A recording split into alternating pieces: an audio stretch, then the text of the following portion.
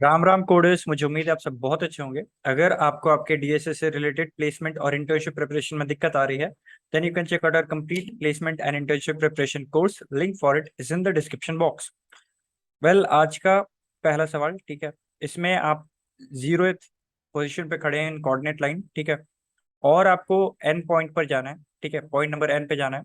इन 1 minute आप क्या कर सकते हो? या तो आप जंप ले सकते हो, कह सकते हैं 2 जंप ले सकते हो, या 3 जंप ले सकते हो, ठीक है।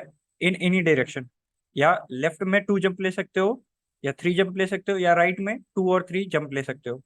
आपको बताना है कि मिनिमम कितने टाइम में, ठीक है, मिनिमम कितने मिनट में आप 0 से n पहुंच जाओगे। और यहाँ पर एक चीज थोड़ा सा कंफ्यूज करने के लिए आपको ये दिया हुआ है कि आप नेगेटिव इंडेक्स पे भी जा सकते हो, ठीक है, नेगेटिव कोऑर्डिनेट पे भी जा सकते हो। तो यहाँ पर अगर मैं ऑप्टिमली आपसे बात पूछूं कि अगर आपको किसी एक पोजीशन पे जाना है 0 से x, ठीक है, तो आप, दूसरा कंडीशन क्या है कि आपको जल्दी से जल्दी पहुंचना है, और ये चीज गारंटीड है कि वो जो नंबर n होने वाला है वो हमेशा पॉजिटिव डायरेक्शन में ही होने वाला है, ठीक है। तो आप कैसे पहुंचोगे उस नंबर तक, ठीक है, उस पॉइंट तक? तो अगर हम यहाँ पर देखें, तो अगर मुझे जल्दी से जल्दी पहुंचना है, तो मैं हमेशा जितना ज्यादा से ज्यादा स्टेप हो सके उतना ज्यादा से ज्यादा स्टेप लेने की कोशिश करूंगा। जैसे कि अगर मैं बात करूँ थोड़े बड़े नंबर का, इनिशियली अपन बात करते हैं, उसके बाद फिर धीरे धीरे अपन उससे छोटे नंबर पे जाएंगे, और इन लास्ट अपन जनरलाइज करेंगे इसको सभी नंबर्स के लिए। तो यहाँ पर अगर मान ले कि हम लोग को 12 पे जाना है, तो 12 पे जाने का क्या तरीका हो सकता है? बहुत सारे तरीके हो सकते हैं, बहुत सारे अलग अलग परमिटेशन हो सकते हैं।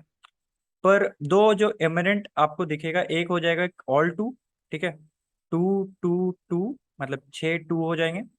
या फिर आप इस तरीके से कर सकते हो उसको कि 4 3 हो जाएंगे, 1 2 3 4, ठीक है। Both ways it will work fine. पर आपको क्योंकि मिनिमम अमाउंट ऑफ टाइम में जाना है, तो क्या आपके फायदे में रहेगा? यहाँ पर आपको 6 मिनट लग रहा है, यहाँ पर आपको 4 मिनट लग रहा है, ठीक है। तो आप जो कम टाइम में आप पहुंचा दे रहे हैं आपको, आप वो वाला रास्ता चुनोगे, ठीक है। तो आप इस तरीके से जाओगे। अब अगर आपको 13 पे जाना होता, ठीक है, तो आप कैसे जाते? अगर आपको 13 पे जाना होता, तो आप कैसे जाते? आप सपोज अलग अलग तरीका हो सकता है कि 5 टाइम्स 2 कर लेते, और 1 2 3 4 5, 5 टाइम्स 2 10 हो गया, उसके बाद 3, ठीक है। और एक तरीका क्या हो सकता है? और एक तरीका हो सकता है ये कि अपन 3 टाइम्स 3 कर लेते, और 2 टाइम्स 2 कर लेते, ठीक है। तो इसमें कितना स्टेप लगा, कितना मिनट लगा बेसिकली? तो ये हो गया 5 मिनट। इसमें कितने टाइम लगा? 1 2 3 4 5 6, इसमें 6 मिनट लग रहा है, इसमें 5 मिनट लग रहा है, ठीक है। तो आप एक चीज देख पा रहे हैं कि यहाँ पर भी हमने 3 को ज्यादा प्रायोरिटाइज किया, कि पहले हम 3 से जितना हो सकता था उतना चलेंगे। उसके बाद फिर, जैसे कि अगर इसके बाद आप 3 स्टेप और चल जाते, ठीक है, तो आप 9 से पहुंच जाते 12, ठीक है। अब 12 से आपको 13 जाने के लिए एक स्टेप मूव करना है, पर या तो आप 2 स्टेप मूव कर सकते हो, या 3 स्टेप मूव कर सकते हो। तो यहाँ से अगर आप 12 पे जा चुके हो, तो फिर आपको वापस आना पड़ता, और फिर आपको 2 स्टेप और चढ़ना पड़ता, ठीक है। तो अपन क्या करेंगे, जहां पर तक मैक्सिमम जा सकते हैं जाएंगे, ठीक है। अब 9 के बाद आपको 4 स्टेप जाना है, ठीक है, 4 स्टेप और कवर करना है। तो आप या तो 2 स्टेप कवर कर सकते हो, या 3 स्टेप कर सकते हो, ठीक है। तो 3 3 करके तो आप कैसे पहुंच नहीं सकते, आप क्या करोगे, 2 + 2, ये तरीका हो जाएगा आपका यहाँ से 4 लेने का, ठीक है। अब दूसरा देखते, दूसरे नंबर को जानते हैं, ठीक है। अगर आपको 14 पे पहुंचना था, ठीक है, तो 14 पे पहुंचने के लिए आप क्या करते? आप ऐसे जाते, 2 2 2, मतलब 7 टाइम्स 2 हो जाता। और क्या तरीका हो सकता है कि 4 टाइम्स आप 3 कर लेते, ठीक है, 4 टाइम्स आप 3 कर लेते, 12 तक पहुंच गए, और इसके बाद फिर एक 2 कर लेते। And we can bet on it कि इससे छोटा तो रास्ता निकल के नहीं आने वाला, ठीक है। तो यहाँ पर आपको क्या समझ में आ रहा है? और ये जो पैटर्न है इसके बाद फिर रिपीट कर जाएगा। जैसे कि यहाँ पर 12 हुआ, 13 हुआ, 14 हुआ, इसके बाद 15 में भी सेम हो जाएगा, 15 क्योंकि 3 का मल्टीपल है, तो सेम हो जाएगा पैटर्न। 5 टाइम्स 3 आप स्टेप लोगे और आप पहुंच जाओगे, ठीक है। और फिर सेम 16 के लिए भी सेम हो जाएगा जैसे 13 के लिए था। 17 के लिए सेम हो जाएगा एज इन आपका 14 के लिए था। और अगेन 18 का फिर जैसे 12 के लिए था वैसे ही हो जाएगा, ठीक है। तो यहाँ पर आपको क्या पैटर्न देखने को मिल रहा है कि आप जितना ज्यादा से ज्यादा हो सके 3 से चलने की कोशिश करोगे, ठीक है। जैसे कि यहाँ पर अगर मैं 13, ठीक है, 13/3 करूं, ठीक है, तो बाई मुझे क्या रिटर्न करेगा, बाई मुझे रिटर्न करेगा यहाँ पर 4, ठीक है। और यहाँ पर जब मुझे 4 रिटर्न करेगा ये, तो इसका मतलब क्या होगा कि मैं यहाँ पर एट मैक्स 3 से कितने स्टेप चल सकता हूँ, 4 स्टेप चल सकता हूँ, ठीक है। तो मैं यहाँ पर 3 से 4 स्टेप चल जाऊंगा, ठीक है। 4 स्टेप अगर मैं चल जाऊंगा, तो अब मुझे रिमेनिंग क्या बचा यहाँ पर मॉड्यूलो, मतलब रिमाइंडर क्या बचा, अगर 4 बार 3 चल गए हैं तो अपन क्या रिमाइंडर बचेगा हमारा, 13 mod 3, मॉड यहाँ पर है बेसिकली, ये डिवीजन नहीं मॉड है।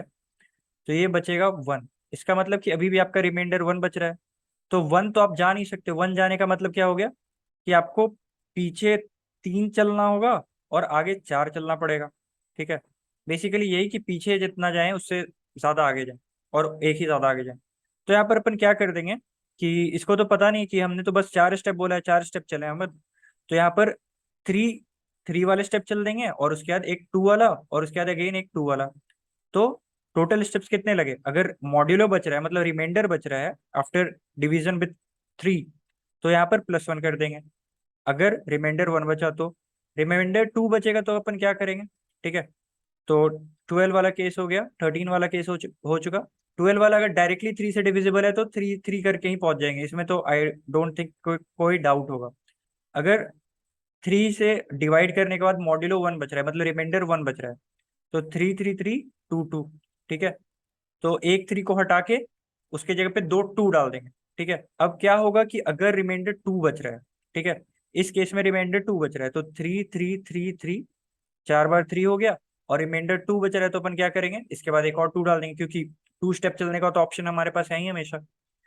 तो यहाँ पर अगर हम लोग देखें, अगर 3 से प्रॉपरली डिविजिबल है तो जितना क्वोशंट आएगा उतना अपन रिटर्न कर देंगे, ठीक है।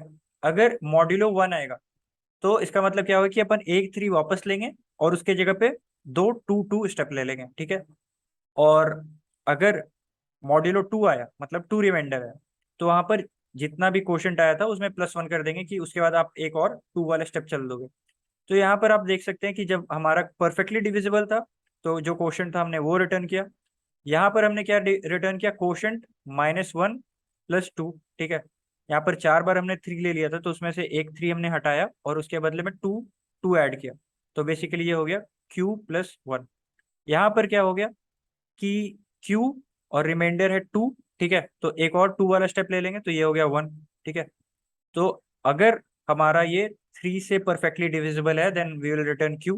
अगर 3 से हमारा परफेक्टली डिविजिबल नहीं है then we will need to return Q+1, ठीक है। ये जनरलाइज हो चुका है। अब इसी को आपको कोड करना है, मैंने किस तरीके से कोड किया है वो एक बार आपको दिखा देता हूँ, हालांकि यहाँ से खुद से कोड कर सकते हैं, आसानी क्वेश्चन है। तो या दिस इज माई कोड, ये मेरा कोड है। सबसे पहले मैंने इनपुट ले लिया और एक 1 वाला केस अलग से हैंडल कर लिया है, ठीक है, क्योंकि 1 वाला आप समझ सकते हो कि ये थोड़ा एक्सेप्शनल बिहेवियर शो करेगा। एल्स अगर मॉड्यूलो 3 ले लेंगे, ठीक है, सॉरी पहले हमने क्वोशंट निकाल लिया है। अगर मॉड्यूलो 3 है इसका मतलब कि उसको डिवाइड करने के बाद परफेक्टली डिविजिबल नहीं हो रहा 3 से वो नंबर n, तो अपन रिटर्न करेंगे Q+1। अगर परफेक्टली डिविजिबल हो जा रहा है तो then we will return Q, ठीक है। तो आई होप आपको ये सब समझ में आ गया होगा। अगर इसके बाद भी कोई डाउट है तो आप कमेंट सेक्शन पे आ सकते हैं या फिर आप जुड़ सकते हैं हमारे सोशल मीडिया पेजेस के हैंडल से, जिनके लिंक डिस्क्रिप्शन बॉक्स में दिए हुए हैं। That's it for now, thank you.